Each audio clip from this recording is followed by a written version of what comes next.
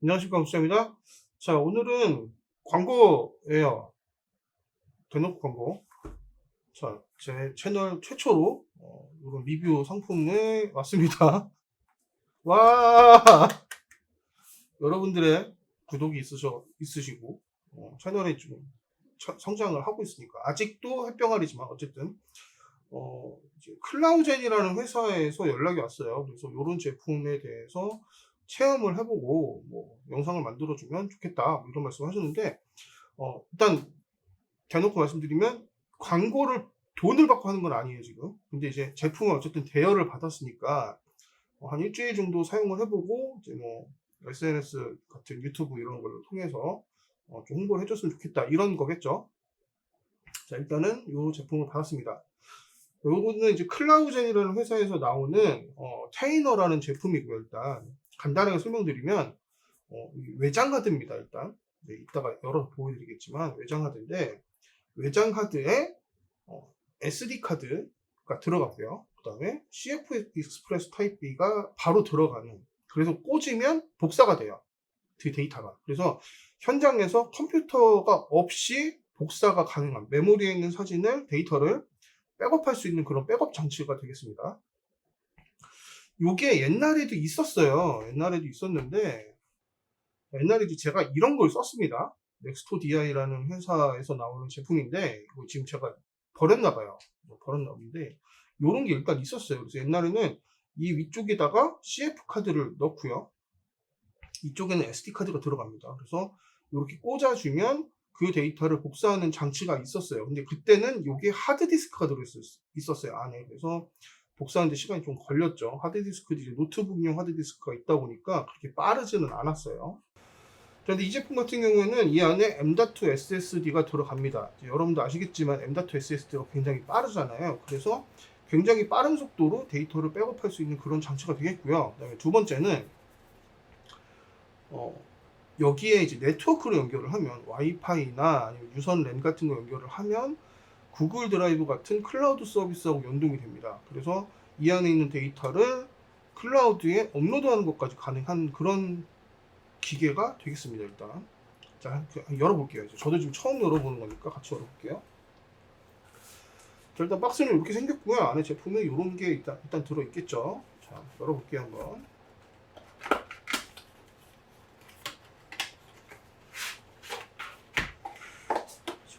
박스 안에는 여기는 아무것도 없고요. 설명서가 하나 들어있습니다. 간단한 사용 설명서네요. 이제 이 제품 회사 같은 경우 국내 기업입니다. 국내 기업이라서 일단은 한글 매뉴얼을 이렇게 제공을 하고 있고요. 이쪽에는 영문 매뉴얼을 이렇게 제공하고 있네요. 이 회사랑 이제 제가 알기로는, 제가 연락받을 때 듣기로는 넥스토 DI 회사 출신 분들이 차린 회사라고 들었는데, 넥스토 DI는 지금도 해외에서 잘 팔리고 있습니다. 그 제품도. 아까 그 제품은 아니고 다른 제품이지만. 일단은 제품은 이렇게 생겼고요. 상당히 작네요. 크기가 크지가 않아요. 자, 그리고 USB-C to A가 들어있습니다. 외장 하드이기 때문에 컴퓨터랑 연결하려면 어쨌든 선이 필요하겠죠. 이 선은 제가 안 쓸 것 같아요. C2C 선을 쓸 거니까. 자, 제품은 이렇게 생겼고요. 일단 외관부터 보면 이쪽에 이제 모니터가 있네요. 모니터가 있어서 여기서 이제 조작할 수 있는 그런 UI가 나올 것이고, 자, 이쪽에는 이제 클라우더라는 이제 클라우더가 뭔지 모르겠는데 하여튼 글씨가 새겨져 있고, 뒷면에는 회사 이름, 그 다음에 모델명과 뭐 기타 등 정보가 들어있는 게 있습니다. 이쪽에는 밑면을 보면, 자, 여기서 밑으로 돌려보면 여기에 고무로 막혀 있는데 여기가 이제 리더기가 되겠죠. 여기에는 CF 익스프레스, 밑에는 SSD. CF 익스프레스 타입 B는 들어가는데 타입 A는 안 들어가요. 일단 XQD도 들어간대요. 어쨌든 XQD나 CF 익스프레스나 이제 버스 생긴 건 똑같으니까 같이 들어가고요. SD 카드는 UHS-2 규격까지 지원을 한다고 합니다. 그래서 CF 익스프레스 타입 B나 XQD나 초당 400메가까지 최대, SSD는 초당 270MB/s를 지원을 한대요, 속도를. 그리고 이제 그 다음에 이제 다른 메모리들 있잖아요. 이제 CF 익스프레스가 CF 패스트, CF 그다음에 CF 익스프레스 타입 A 이런 것들은 연결 못하냐? 그런 것들은 이쪽에 USB를 통해서 전용 리더기를 연결을 하면 연결이 된다고 합니다.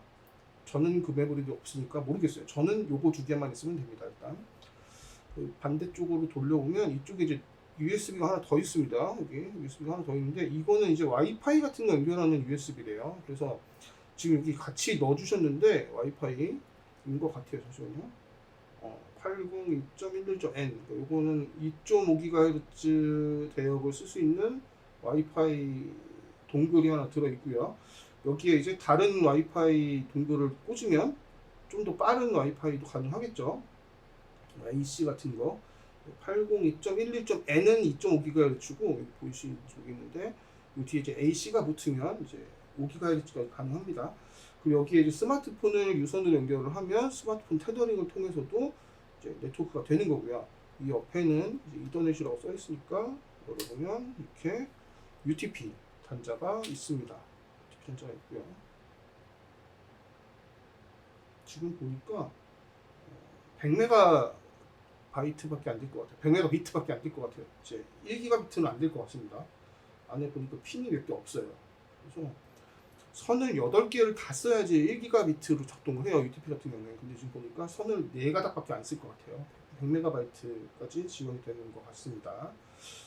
자, 반대쪽엔 여기는 이제 C타입이 있고요. 이건 이제 충전과 컴퓨터 연결할 때 쓰는 USB 단자고, 이게 이제 다이얼처럼 돼 있고 누르면 누르는 거 보니까 이걸 가지고 모든 걸 다 조작을 할 것 같습니다. 좀 기본적으로 주시는 건지 모르겠는데 이렇게 러버 케이스가 또 들어 있습니다. 이런 식으로. 러버 케이스에 이게 묶여 있네요. 단자를 맞는 게. 자, 이런 러버 케이스도 같이 들어 있고요. 자, 일단 사이즈를 한번 볼게요. 자, 기계 사이즈는 한 10.5cm 가로, 세로는 한 7.5cm 정도 되고요. 두께는 2.5cm 정도 됩니다.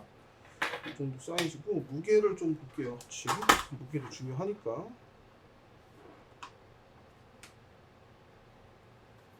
자, 무게는 224g. 가벼운 편이네요. 무겁지는 않아요. 자, 이 안에 배터리도 들어있어요. 그래서 이제 전원이 없이 여기 충전을 해놓으면 이대로 쓸 수가 있는 거죠. 굉장히 유용합니다. 저도 옛날에 썼었어요. 근데 왜 안 썼냐면, 일단 속도가 느려요. 속도가 느리고, 두 번째는 메모리 가격이 싸졌어요. 그때는 메모리 가격이 비싸서 이런 걸 하나 들고 다녔었는데 메모리 가격이 싸졌습니다. 그래서 굳이 이걸 안 갖고 다니고 메모리를 여러 개 갖고 다녀도 되겠다라는 생각을 해서 그 기계를 사용을 안 했고요, 그동안에.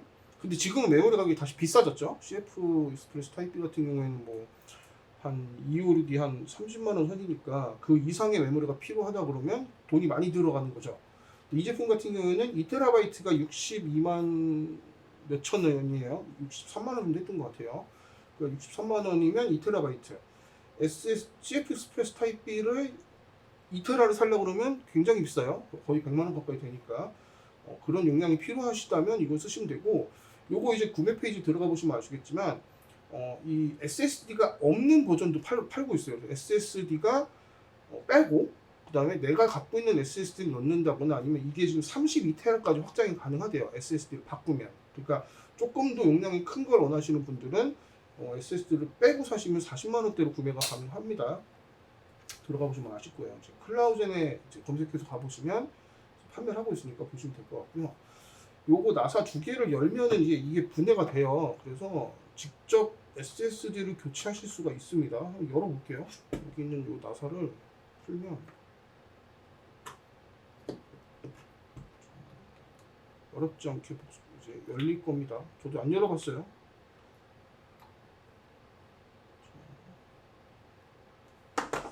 나사를 하나를 풀고, 잃어버리면 안 돼요. 빌린 거니까. 두 번째 나사도 풀어줄게요.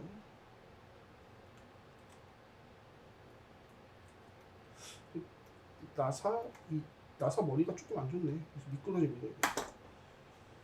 뭐 자주 여는 건 아니니까 상관은 없는데. 자, 이렇게 두 개를 빼고, 빼면 얘가 이제 눌리겠죠. 자, 이렇게 분해가 됩니다. 자, 이렇게 케이스 이렇게 분리가 됐고요. 자, 여기 이제 뭐 이제 이게 PCB 같은 게 보이는데 SSD가 여기 있네. 자, 여기 이제 배터리고요. 여기 이제 SSD가 들어 있어요. 지금 보니까 웨스턴 디지털 게 들어 있습니다. 2TB가. 그래서 요거를 교환을 하시면 조금 더 많은 용량을 쓰실 수가 있는 거죠. 만약에 2TB보다 더 필요하다. 이 회사에서 파는 건 2TB밖에 없어요. 그러니까 여기 이제 2TB를 빼고서 구매를 하시고 요 규격에 맞는 이게 규격이 2280 M.2 SSD 2280을 사시면은 본인이 직접 확장을 해서 쓰시면 됩니다. 제품 개봉해서 소개해드리고 한 열흘 정도가 지났습니다. 그동안 제가 필드에서 이제 사용을 해봤는데요. 일단 사용하는 방법부터 좀 보여드리고 시작을 할게요. 제품 이렇게 있고요. 일단 추가로 좀 말씀드리면 일단 메뉴에 이렇게 여기 옆에 이걸 돌리시면 이렇게 메뉴가 돌아가는데 여기 보시면 이제 언어 설정이 있었어요. 제가 처음에는 몰랐는데 이렇게 한국어가 지원을 하고 있습니다. 이거는 좀 개발자분께 추가로 말씀드렸는데 문가로서 말씀드리는 거예요. 한글이 아니고 한국어로 하시는 게 맞을 것 같습니다. 한국어로 해주시는 게 좋을 것 같아요.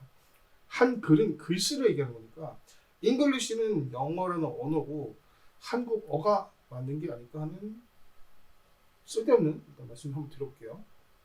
자, 일단 한국어가 지원을 한다. 자, 이렇게 요 버튼을 가지고 길게 누르고 짧게 누르고 돌리고 해서 이제 메뉴 설정이 가능합니다. 자, 일단 첫 번째로는 이제 복사를 해봐야겠죠. 핵심 기능이 복사니까. 그래서 일단 CF 익스프레스 타입 B에 한 2기가 정도의 데이터를 넣어놨습니다. 이거를 일단 메모리 카드로 연결을 하면 비품이 나면서 이렇게 인식을 합니다. 그래서 어디로 복사할 건지. 그래서 네트워크가 연결되어 있으면 바로 클라우드 보낼 수도 있고요. 외장 SSD가 연결되어 있으면 외장 SSD로도 연결이 가능합니다. 그래서 일단은 내장으로 한번 보내볼게요. 자, 이미 한번 복사했던 거기 때문에 이런 메시지가 나오는데 일단 복사를 한번 해보겠습니다. 자, 복사를 누르면 3초 후에 시작해서 SSD로 보내겠다 이렇게 되어 있고 준비 중이라는 얘기가 나옵니다. 이건 일단 파일 시스템 한번 쭉 읽는 것 같아요. 이 메모리 카드 안에 파일이 뭐가 있는지를 한번 스캔을 미리 한번 하고요. 이게 끝나면 바로 복사가 시작이 됩니다.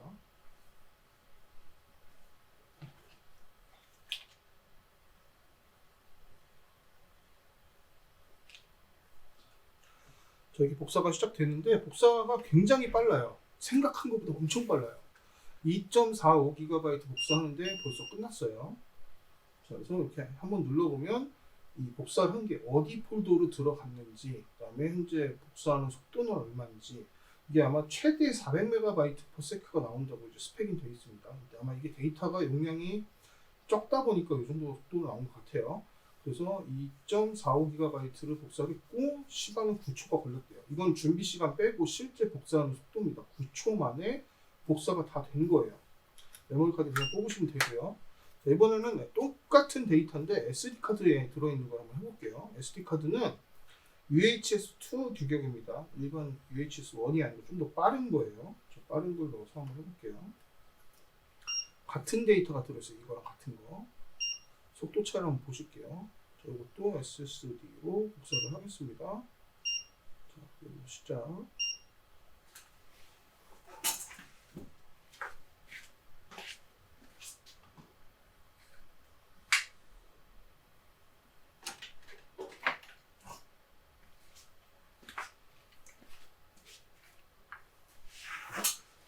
조금 아까보다는 조금 더 이제 좀 속도가 좀 느린 걸 보실 수가 있을 거예요. 근데 그거는 느린 게 아니고 이게 워낙 빠른 거예요. 사실 얘가 엄청 빠른 거고 얘가 얘보다 조금 느려서 그런 거지 느린 건 아닙니다. 이것도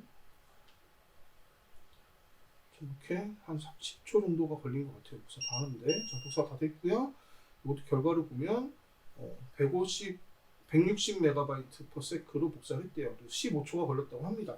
이것도 메모리 그냥 뽑으시면 되고요. 요렇게 하면 복사가 다 된 거고요. 그래서 요 이제 셀렉터를 이용을 해서 SSD에 들어가 보시면 미리 보기가 있죠. 여기서 이제 폴더 맨 위에 있는 게 방금 복사한 거예요. 그래서 이걸 눌러보시면 사진 삭제가 있죠. 동영상은 없으니까 안 나오는 거예요. 사진을 눌러보시면 이렇게 사진을 보실 수가 있습니다. 눌러보면 좀 더 크게 나오고요. 돌리면 이렇게 사진을 미리 볼 수도 있습니다.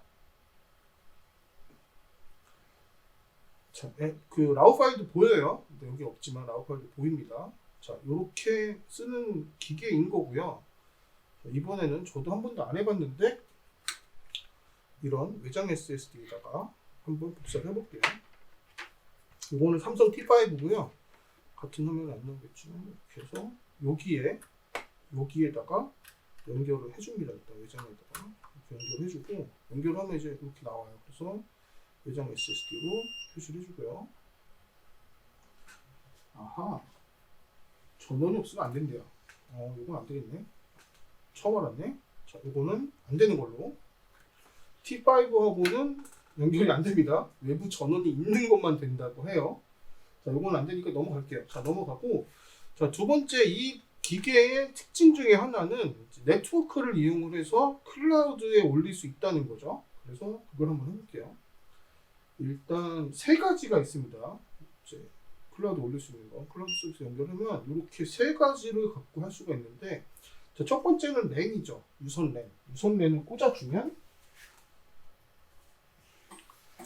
이렇게 유선 랜을 여기다 꽂으면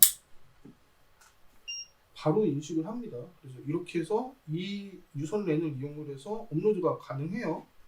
일단 한번 해볼게요. 자, 제 구글 드라이브로 들어가도 되는 거고요. 이건 미리 설정을 해놨습니다. 설정 방법은 그렇게 어렵지 않아요. 따로 설명 안 드릴게요. 자, 그래서 올리는 방법은 SSD 들어갑니다. 일단. 그래서 폴더를 선택을 해야 돼요. 선택 폴더 복사. 여기로 가서 아까 복사했던 거 맨 위에 있는 거 이걸 한번 체크를 하고요. 그 다음에 휠을 내려서 여기는 스타트가 활성화되게끔 해줍니다. 그 다음에 누르면 이렇게 그래픽이 하나 나와요. 지금 이 SSD 안에 들어있는 걸 구글로 올리겠다는 거죠. 여기 올리겠다는 얘기고요. 지금 구글의 용량이 80기가가 남아있다고까지 표시가 됩니다. 신기해요. 자, 이렇게 누르면 복사를 시작을 할 수가 있습니다. 시작을 눌러주고요. 이러면 준비 과정을 거쳐서 복사를 시작을 해요. 그러면 이 안에 있는 데이터가 구글 드라이브로 올라가는 거죠. 2.3GB를 올릴 거예요. 지금부터. 자, 올리는데 메이커에서 말씀하시는 걸 좀 들어보니까 일단 유선 랜으로 하게 되면은 최대 16MB/s로 올라간다고 합니다. 그러니까 이게 1GB란 말이에요. 1GB면은 대충 한 100MB 정도가 나와야 돼요. 사실. 근데 16MB로 작동을 한다고 해요. 그러니까 지금 한 30분 정도 걸린다고 나오고 있죠. 일단 유선 랜을 사용하면 이렇습니다. 이렇게 보여드리고 말게요. 일단 이거는 다 기다릴 수는 없으니까. 자, 이번에 와이파이를 이용을 한번 해볼게요. 랜선을 빼고 뒤로 가서 와이파이를 연결해볼게요. 와이파이를 연결하면 자, 이렇게 하면 이제 와이파이, 이게 와이파이예요. 이게 이 USB 달려있는 이게 와이파이입니다. 이 와이파이를 이용을 해서 와이파이를 연결을 하고요. 자, 연결됐죠? 연결됐으니까 뒤로 가서 이제 똑같은 방법으로 업로드가 가능합니다. 이렇게 해서 시작을 누르면 구글 드라이브로 업로드를 시작을 할 거예요. 이렇게 되면 이제 와이파이를 이용을 하는 건데 현재 이 와이파이가 2.4GHz란 말이죠. 그렇다 보니까 이제 메이커에서 말씀하시는 걸 들어보면 와이파이가 굉장히 좋다 그러면 9MB/s로 작동을 할 거라고 합니다. 그래서 지금 시간은 계속 줄어들 거예요 아마. 근데 현재 이제 2시간 이렇게 나오니까 한 1시간 반 정도 걸릴 것으로 예상이 돼요. 일단 속도가 많이 줄어들었으니까. 그래서 이렇게 가능하다는 걸 보여드린 거고요. 일단 지금 올라가고 있습니다. 구글 드라이브로. 자, 세 번째 방법은 이렇게 스마트폰을 유선으로 연결을 해서 이제 핫스팟을 잡을 수가 있습니다. USB 네트워크로 잡아주고요. 자, 여기 이제 아이폰 모드가 됐고요. 그래서 여기 이제 신뢰를 눌러달라고 하니까 누를게요. 신뢰를 눌러주고요. 비밀번호를 눌러줍니다. 이렇게 하면 연결이 될 거예요. 다음 눌러주고요. 자, 아이폰이 연결되었습니다라고 나오고 있죠. 시간이 조금 걸리지만 어쨌든 뭔가를 하고 있어요, 얘가 지금. 자, 핫스팟이 활성화가 됐습니다. 그러면 핫스팟을 이용을 해서 이제 또 올릴 수가 있어요. 한번 해볼게요. 되는지만 보겠습니다. 똑같은 방법을 하시면 돼요. 방법은 이렇게 하면 자, 클라우드 서비스에 연결을 해서 자, 구글 드라이브로 이제 업로드를 하겠다고 하고요. 연결이 됐고 이렇게 업로드가 됩니다. 이거의 속도는 제 스마트폰의 네트워크 속도이기 때문에 5G가 풀로 된다 그러면 굉장히 빠르게 올라갈 수도 있겠지만 저는 이제 LTE예요. 현재 LTE이기 때문에 속도가 아주 빠르지는 않습니다. 그래서 이 정도 속도로 이제 업로드가 됩니다. 그래서 시간은 아마 좀 또 이렇게 바뀌고 있어요. 자, 이런 식으로 업로드가 돼요. 그래도 지금 말하는 순간에 한 20메가 정도 복사가 됐습니다. 그래서 이동 중에도 일단 복사가 가능하다는 거 이렇게 보여드립니다. 이렇게 가능한 거예요. 자, 지금까지는 이제 이 기계 안에서 어떻게 쓰는지를 보여드렸고요. 지금부터는 이제 컴퓨터랑 연결을 해서 좀 보여드릴게요. 자, 첫 번째 컴퓨터랑 연결하는 방법은 뭐 일단 다들 아시겠지만 이렇게 USB 케이블 연결해 주면 됩니다. 근데 일반적인 USB 이제 요런 T5 이런 거는 꽂으면 바로 인식이 되잖아요. 근데 얘는 인식이 안 됩니다. 첫 번째로 요걸 켜줘야 돼요. 전원을 자, 이렇게 켜줘야 되는 절차가 필요합니다. 그래서 켜질 때까지 또 기다려야 돼요. 부팅할 때까지 기다려야 되는 번거로움이 좀 있어요, 사실. 자, 일단 이렇게 켜지면 뭘 연결할 건지가 이렇게 나옵니다. 그래서 컴퓨터랑 연결할 거니까 컴퓨터를 이제 넣어줄게요. 그러면 이게 꺼지고 내부 배터리 쓰지 않고 이제부터는 컴퓨터에 이제 컴퓨터에서 전력을 받아서 구동이 됩니다. 자, 이렇게 구동이 되면 자, 이렇게 외장 하드로 인식이 됩니다. 외장 하드로 인식이 되고 이렇게 이제 구성이 돼 있어요. 그래서 이렇게 백업한 데이터들을 쓸 수가 있고 일반 외장 하드처럼도 쓸 수가 있습니다. 근데 이제 어쨌든 한번 켜줘야 된다는 그런 절차가 좀 필요한 점, 요거는 이따가 또 한번 다시 말씀드릴게요. 자, 그리고 이번에는 이따가 제가 개선할 점에 대해서 말씀드리기 위해서 이거를 한번 이제 테스트를 한번 해보겠습니다. 자, 지금 맥북 프로 M1 맥스 컴퓨터에서 테스트를 하고 있는 거예요. USB 3.2로 연결되어 있습니다. 사실 지금 방금 연결한 선은 썬더볼트 선이에요. 썬더볼트 선이지만 이제 USB 4, USB 3로 이제 이렇게 합의 호환이 되니까 일단 바로 테스트 해보겠습니다. 자, 이렇게 테스트를 하면은 속도가 이렇게 나와요. 쓰기 속도가 400MB/s가 아직 다 안 나옵니다. 일단 자, 요거는 이따가 다시 말씀드릴게요. 일단 그렇습니다. 요래요. 연결했을 때의 속도는 이 정도의 속도가 나오고 있습니다. 자, 장비에 대해서는 다 보여드리는 것 같아요. 이제 장비에 대해서 다 보여드리는 것 같고 한 가지 못 보여드리는 게 있는데 이제 앱 모드가 있습니다. 앱과 호환이 되죠. 유선으로 연결을 하면 스마트폰에서 이 사진들을 뭐 이렇게 정리를 할 수 있고 뭐 이런 모드가 있다고 하는데 아이폰 앱을 못 찾았어요, 제가. 그래서 아이폰에서는 아직 안 되는 것 같아요. 일단 여쭤봤는데 답변이 안 왔어요. 지금 이거 찍기 전에 여쭤봤는데 아직 확인을 안 하셔가지고 넘어갈게요. 그거는 못 보여드렸는데 일단 이 장비에 대한 거는 다 보여드린 것 같고요. 지금부터는 제가 사용해본 소감을 좀 말씀드리고 영상을 마치려고 합니다. 자, 일단 첫 번째 장점부터 말씀드릴게요. 장점은 일단 현장에서 백업이 가능하다는 거예요. 자, 아까도 제가 말씀드렸지만 저는 백업에 굉장히 민감한 사람입니다. 백업하는 거에 대해서 백업은 한 번, 두 번, 세 번, 네 번 해도 부족하지 않다. 백업은 많이 하면 많이 할수록 좋다라고 생각을 하는 사람인데요. 자, 두 번째는 속도가 굉장히 빠릅니다. 백업하는 속도 아까 보셨지만 이 속도가 결코 느린 속도가 아닙니다. 400MB/s로 메모리를 복사한다는 게 정말 엄청난 속도예요. 그래서 현장에서 백업을 해보면 벌써 다 됐어 라는 생각이 들 정도예요. 자, 그리고 세 번째가 용량의 확장이 비교적 용이하다.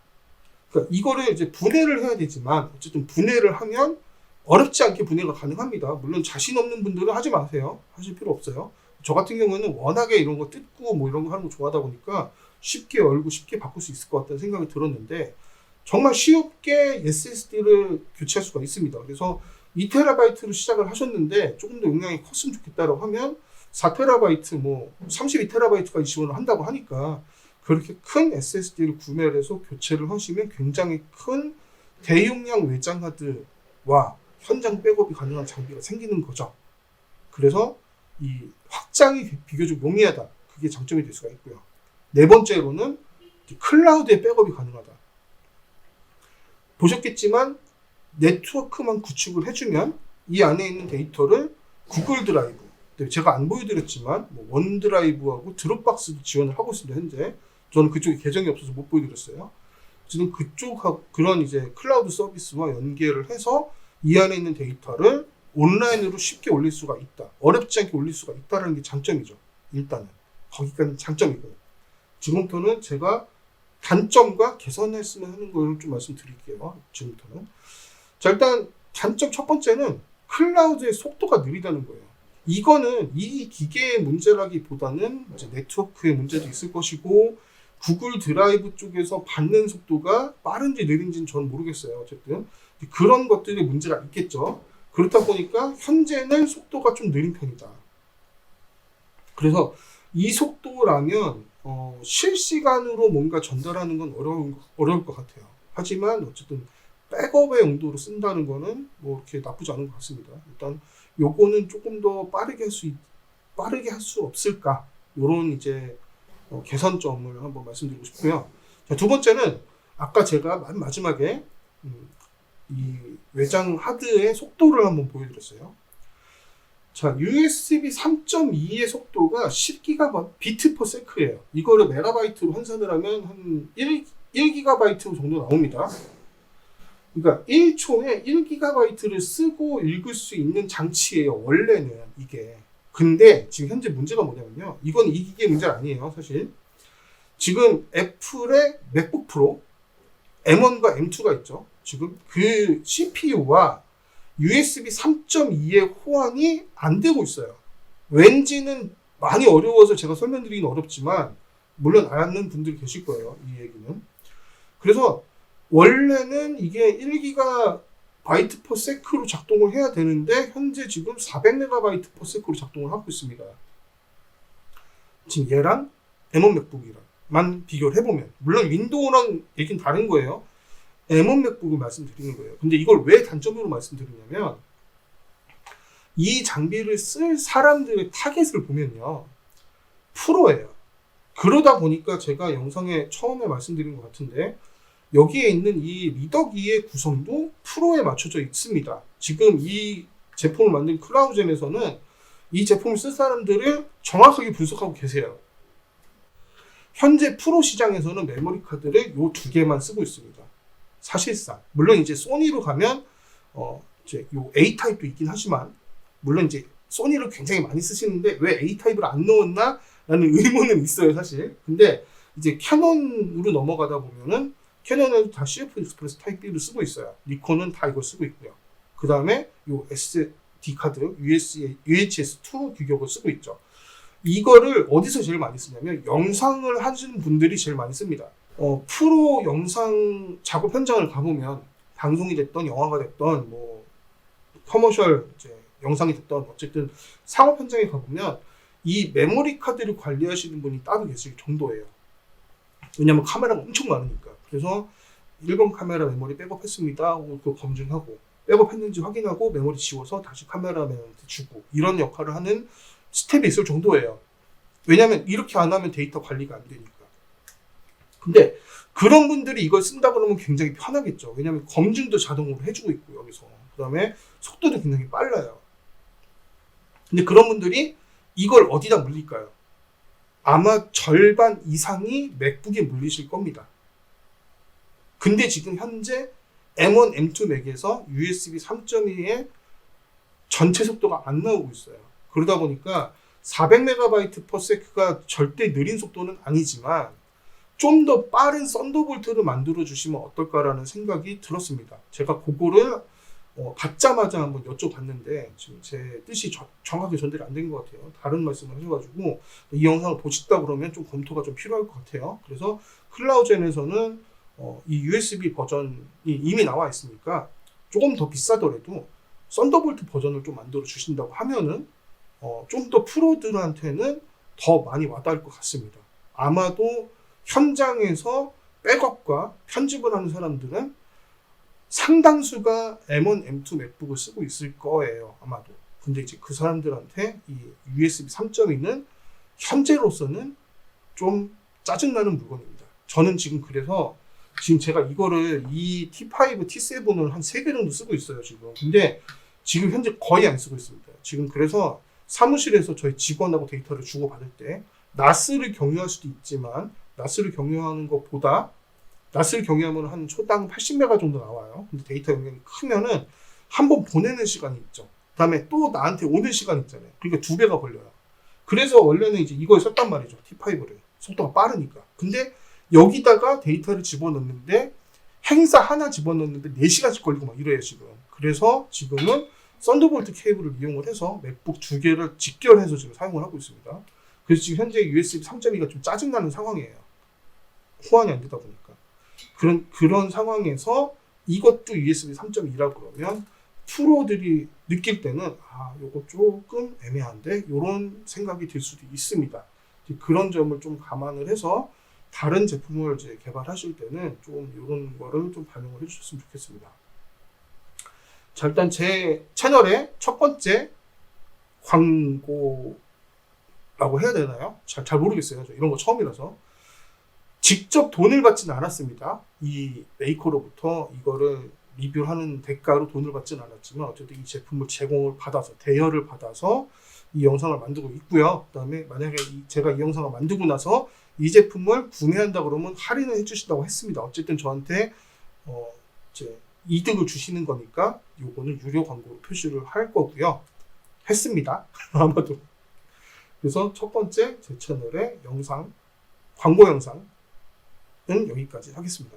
만약에 이 제품에 대해서 궁금하신 분들이 있으면 저한테 댓글 달아주시면 제가 아는 한 몇 번 드릴 거고, 만약에 제가 모르는 점이 있으면 제가 이 담당하시는 팀장님한테 여쭤봐서 그 내용을 또 이제 댓글로 달아드릴 거니까 궁금하신 분들은 댓글 달아주시고요. 이 제품 제공해주신 클라우젠 대단히 감사합니다. 자, 지금까지 시청해주셔서 감사합니다.